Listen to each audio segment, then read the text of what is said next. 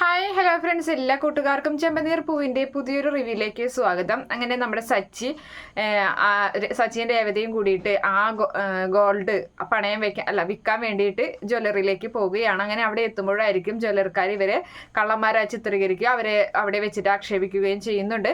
അപ്പോൾ ആ സമയത്ത് സച്ചി ചൂടാവുകയാണ്, ഇത് ഗോൾഡ് തന്നെയാണ് എന്നൊക്കെ പറഞ്ഞിട്ട്. അപ്പോൾ അവിടെ രേവതിക്ക് അറിയാവുന്ന ഒരു ഷോപ്പിലാണ് അവർ പോകുന്നത്. അപ്പോൾ അവിടുത്തെ ഓണർ വന്നിട്ട് പറയുന്നുണ്ട്, രേവതി അങ്ങനെ ഒരാളൊന്നല്ല, എനിക്ക് അറിയാവുന്നതാണ്, എന്ത് പറ്റി രേവതി എന്നിങ്ങനെ ചോദിക്കുകയാണ്. അറിയില്ല ചേട്ടാ, ഞങ്ങൾ ഗോൾഡ് തന്നെയാണ് കൊണ്ടുവന്നത്, അപ്പോൾ നിങ്ങൾക്ക് എന്തോ തെറ്റ് പറ്റിയിട്ടുണ്ട്, എന്തായാലും നോക്ക്, ഇത് ഗോൾഡ് അല്ല എന്ന് പറഞ്ഞിട്ട് അവരെ പോലീസിൽ ഏൽപ്പിക്കാതെ തന്നെ അവിടെ നിന്നും പറഞ്ഞു വിടുകയും ചെയ്യുന്നുണ്ട്. അങ്ങനെ വളരെ വിഷമത്തോടു കൂടി സച്ചി ഇങ്ങനെ വരികയാണ്. എന്തായാലും ഇത് സുധിയുടെ പണി തന്നെയാണ്, അവനെ ഞാൻ രണ്ടിട്ട് പൊട്ടിക്കും, അവനെ കൊണ്ട് സത്യം പറയിക്കും എന്നൊക്കെ പറഞ്ഞിട്ട് സച്ചി ഇങ്ങനെ വരുമ്പോൾ രേവതി പറയുന്നുണ്ട്, വേണ്ട, എന്തായാലും അദ്ദേഹം തന്നെയാണ് ഇത് തെറ്റ് ചെയ്തതെന്ന് നമുക്ക് ഉറപ്പൊന്നുമില്ലല്ലോ, ഇനിയിപ്പോൾ അതിനൊന്നും നിൽക്കണ്ട, പിന്നെ അച്ചമ്മയുടെ പിറന്നാളാണ് വരാൻ പോകുന്നത്, അതുകൊണ്ട് തന്നെ അങ്ങനെയൊക്കെ ചെയ്തു കഴിഞ്ഞാൽ അച്ചമ്മയ്ക്ക് തന്നെ അത് വിഷമാകും, പിന്നെ ആ ഒരു പിറന്നാളാഘോഷം എല്ലാവർക്കും ഒരു സങ്കടമായി മാറും, ഈ ഒരു സന്തോഷം തിരികെ കിട്ടില്ല, അതൊക്കെ കഴിയട്ടെ, എന്നിട്ട് നമുക്ക് തെളിയിക്കാമെന്ന് പറയുകയും ചെയ്യുന്നുണ്ട്. അപ്പോൾ അങ്ങനെ ശരി എന്ന് പറഞ്ഞ് സച്ചി അങ്ങനെ സമ്മതിക്കുകയാണെങ്കിലും പൂർണ്ണ മനസ്സോടെയല്ല. അതേ സമയത്താണെങ്കിൽ നമ്മുടെ സുധി അവിടേക്ക് തിരികെ വരുമ്പോൾ അവിടെ എല്ലാവരും വീടൊക്കെ നന്നായി അലങ്കരിക്കുകയാണ്, ഡെക്കറേഷനും കാര്യങ്ങളൊക്കെ ചെയ്യുന്നുണ്ട്. അപ്പോൾ നമ്മുടെ രവീന്ദ്രന്റെ സന്തോഷം ഭയങ്കര ഒരു സന്തോഷത്തിൽ തന്നെയാണ്. അപ്പോൾ സച്ചിയോട് രേവതി പറയുന്നുണ്ട്, കണ്ട അച്ഛൻ്റെ സന്തോഷം കണ്ട, ഇങ്ങനെ ഇരിക്കുന്ന സമയത്ത് നമ്മൾ ഈ ഒരു കാര്യം ചെന്ന് പറഞ്ഞു കഴിഞ്ഞാൽ അതെല്ലാവരെയും ബാധിക്കും, അതുകൊണ്ട് ഇപ്പം തൽക്കാലം ഒന്നും പറയണ്ട, നമുക്ക് വേറെ എന്തെങ്കിലും മാർഗം നോക്കാം. അച്ചമ്മയ്ക്ക് ഏറ്റവും ഇഷ്ടപ്പെട്ട ഒരു കാര്യം എന്താണ്, അതായത് അച്ചമ്മൊട്ടും ഒട്ടും ഉൾക്കൊള്ളാൻ, അതായത് ഇത്രയും ആകാംക്ഷയോടുകൂടി ഇത്രയും സന്തോഷം നൽകുന്ന ഒരു കാര്യം എന്താണെന്ന് സച്ചേട്ടനൊന്ന് ആലോചിച്ച് എന്നിട്ട് നമുക്ക് അങ്ങനത്തെ ഒരു ഗിഫ്റ്റ് കൊടുക്കാം എന്നൊക്കെ ഇങ്ങനെ പറയുന്നുണ്ട്. എന്തായാലും ഇങ്ങനെ നോക്കാം എന്ന് സച്ചി മറുപടി പറയുന്നുണ്ട്. സുധി ആണെങ്കിൽ സച്ചി ഇടക്കണ്ണിട്ട് ഇങ്ങനെ നോക്കുകയൊക്കെ ചെയ്യുന്നുണ്ട്. എന്തായാലും ആ ഗോൾഡ് കൊണ്ടുപോയിട്ട് തിരികെ വന്നതാണ്. ചന്ദ്രയ്ക്കും നല്ല ടെൻഷനുണ്ട്, ഇവരെങ്ങോട്ടാണ് പോയത് എന്നറിയാത്തതിലുള്ള. എന്തായാലും ആ സമയത്ത് ഇവരൊന്നും പറയുന്നില്ല. അതുപോലെ തന്നെ നമ്മുടെ അച്ചമ്മ പിറന്നാൾ ദിവസം വരികയാണ്. അപ്പം അച്ചമ്മയെ കൂട്ടിക്കൊണ്ട് പോകുന്നത്, ഇങ്ങോട്ട് കൊണ്ടുവരാൻ പോകുന്നത് സച്ചി തന്നെയാണ്. അപ്പം സച്ചിയുടെ മുഖത്തെ വിഷമം കാണുമ്പോൾ എന്താടാ നിനക്ക് ഒരു വിഷമം പോലെ എന്നിങ്ങനെ ചോദിക്കുന്നുണ്ട്. അങ്ങനെ ആ സമയത്ത് പറയുകയാണ്, ഒന്നുമില്ല അച്ചമ്മ, എന്തേ എന്ന് ചോദിക്കുകയാണ്. അപ്പം പറയുന്നുണ്ട്, ഒന്നുമില്ല, എനിക്ക് ചെറിയൊരു ടെൻഷനുണ്ട്, അത് വേറെ ഒന്നുമില്ല എന്ന് പറയുന്നുണ്ട്. അപ്പം നീ എന്തിനാ എന്നെ വിളിക്കാൻ വന്നത്, ഞാൻ വന്നോളില്ലായിരുന്നു ഇങ്ങനെ അച്ചമ്മ പറയുകയും ചെയ്യുന്നുണ്ട്. അത് സാരി എന്നൊക്കെ പറഞ്ഞിട്ട് സച്ചി അങ്ങനെ കൊണ്ടുവരികയാണ്. അങ്ങനെ എല്ലാവരും നമ്മുടെ ശ്രുതിയും ചോദിക്കുന്നുണ്ട്.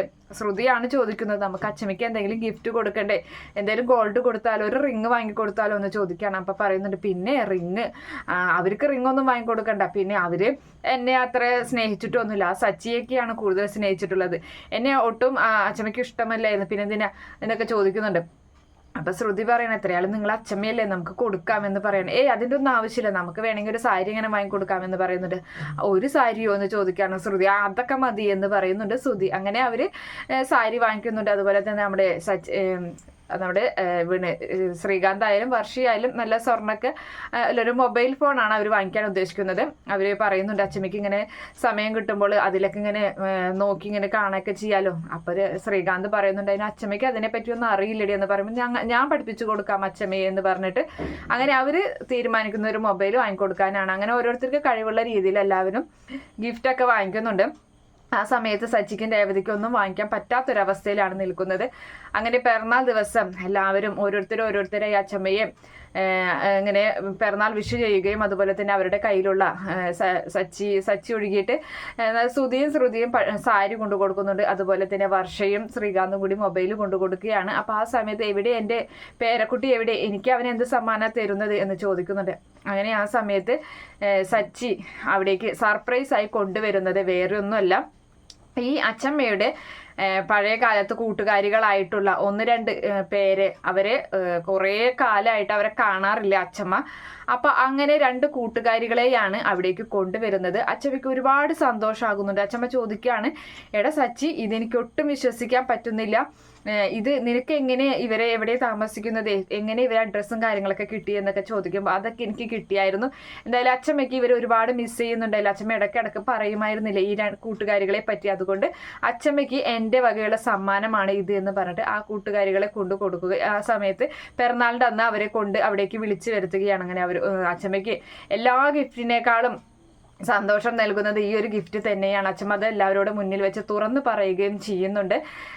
അങ്ങനെ നമ്മുടെ അച്ഛമ്മയെ നല്ല രീതിയിൽ സന്തോഷിപ്പിക്കുന്നത് സച്ചി തന്നെയാണ്. ആരുടെ മുന്നിലും തല കുനിക്കാതെ അവൻ അവിടെ വിജയിക്കുകയാണ് ചെയ്യുന്നത്. ആരൊക്കെ എന്തൊക്കെ പറഞ്ഞ് അവനെ താഴ്ത്തിക്കെട്ടാൻ നോക്കിയാലും അവനെ തോൽപ്പിക്കാൻ നോക്കിയാലും അവിടെ ഒന്നും നമ്മുടെ സച്ചി തോൽക്കുന്നില്ല. എന്തായാലും അങ്ങനെ ഒരു ഭാഗം നമ്മുടെ ചെമ്പനീർപ്പൂവിൽ കാണാൻ സാധിക്കും. ഈ റിവ്യൂ ഇഷ്ടപ്പെടുകയാണെങ്കിൽ ഈ ചാനൽ ഒന്ന് സബ്സ്ക്രൈബ് ചെയ്ത് സപ്പോർട്ട് ചെയ്യണേ. Okay friends, bye. Thank you.